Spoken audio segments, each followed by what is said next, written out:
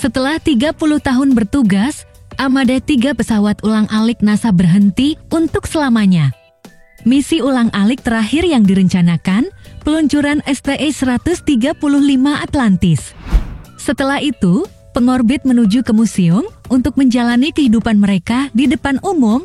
Berikut adalah 8 fakta mengejutkan yang perlu diingat. Tapi sebelum lanjut menonton videonya, jangan lupa klik tombol like, klik subscribe, dan aktifkan lonceng notifikasinya agar tidak ketinggalan video menarik lainnya.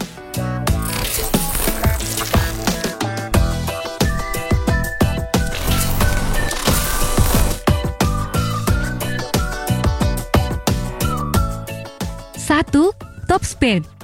Saat berada di orbit, pesawat ulang-alik bergerak mengelilingi bumi dengan kecepatan sekitar 17.500 mil atau 28.000 km per jam. Dengan kecepatan tersebut, awak pesawat bisa melihat matahari terbit atau terbenam setiap 45 menit sekali. 2. Well traveled. Jarak tempuh gabungan dari kelima pengorbit adalah 513,7 juta mil atau 826,7 juta kilometer atau 1,3 kali jarak antara bumi dan Jupiter. Setiap pengorbit, kecuali Challenger, melakukan perjalanan lebih jauh dari jarak antara bumi dan matahari.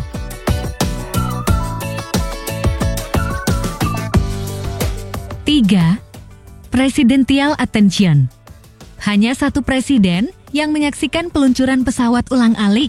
Presiden Bill Clinton bersama istrinya Hillary Clinton menyaksikan kembalinya astronot Mercury John Glenn keluar angkasa dengan penerbangan STS-95 pada 29 Oktober tahun 1998 dari Kennedy Space Center di Florida. Presiden Obama telah merencanakan untuk menyaksikan pesawat ulang-alik Endeavour lepas landas pada misi terakhirnya STS-134 pada 29 April tahun 2011, tetapi peluncuran itu ditunda. Presiden dan keluarganya tetap mengunjungi pusat antariksa NASA.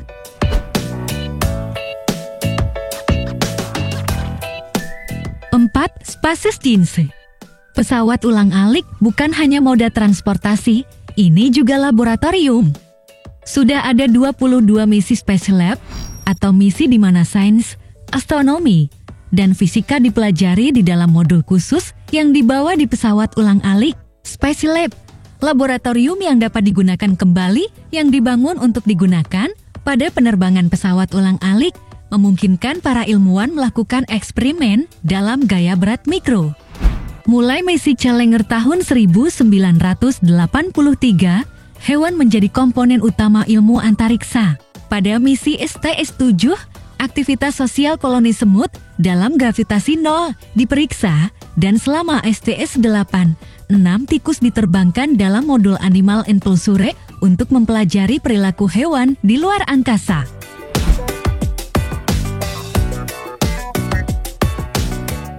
5. Taking the heat. Sistem perlindungan termal pesawat ulang-alik atau pelindung panas berisi lebih dari 30.000 ubin yang pada dasarnya terbuat dari pasir. Semua ubin diperiksa secara menyeluruh sebelum lepas landas. Ini adalah alat penting yang memungkinkan pesawat ulang-alik menahan panas hebat yang dialami saat pesawat ulang-alik memasuki kembali atmosfer bumi untuk mendarat. Setelah ubin dipanaskan hingga mencapai suhu puncak, ubin dapat mendingin cukup cepat untuk dipegang di tangan Anda hanya dalam 1 menit.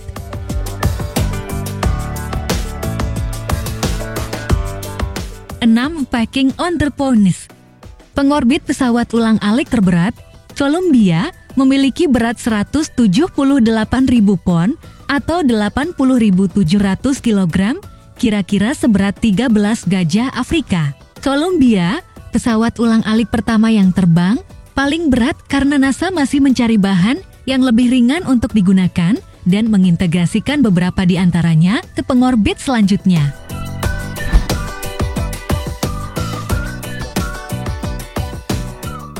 7. Official monikers. Program pesawat ulang-alik secara resmi dikenal sebagai Space Transportation System (STS), sehingga setiap misi pesawat ulang-alik diberi awalan STS. Awalnya, misi diberi nomor urut yang menunjukkan urutan peluncurannya, dari STS-1 hingga STS-9. Namun, karena administrator NASA saat itu, James Baggess, menderita triskaidekafobia, ketakutan akan angka 13 dan ingin menghindari asosiasi dengan misi APOL 13 yang tidak beruntung, badan tersebut menyusun sistem penomoran baru untuk misi pesawat ulang-alik menurut sejarah INXE. Apa yang seharusnya menjadi STS-11 diberi nama STS-41B, STS-12 menjadi STS-41J, dan STS-13 menjadi STS-41D. Angka pertama adalah digit terakhir pada tahun fiskal tahun 1984. Angka kedua menunjukkan lokasi peluncuran dan 6 untuk pangkalan Angkatan Udara Vandenberg dan huruf menunjukkan urutannya.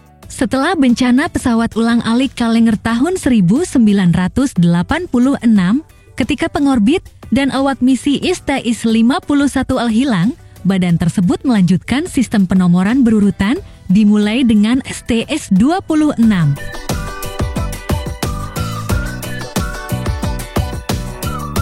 8. Tweeting from Space. Pada 11 Mei tahun 2009, astronot Michael G. Massimino, anggota awak misi STS-125 pesawat ulang-alik Atlantis, menjadi orang pertama yang menggunakan situs microblogging Twitter di luar angkasa.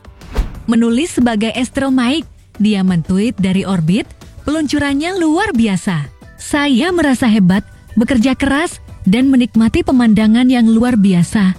Petualangan seumur hidup telah dimulai. Sejak itu, banyak astronot dari NASA dan badan antariksa lainnya memposting pesan Twitter dari luar angkasa.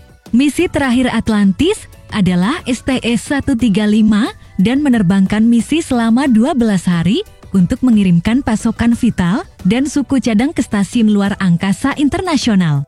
NASA memensiunkan ketiga pesawat ulang-aliknya setelah 30 tahun untuk memberi jalan bagi program baru yang bertujuan mengirim astronot dalam misi luar angkasa ke asteroid dan target lainnya.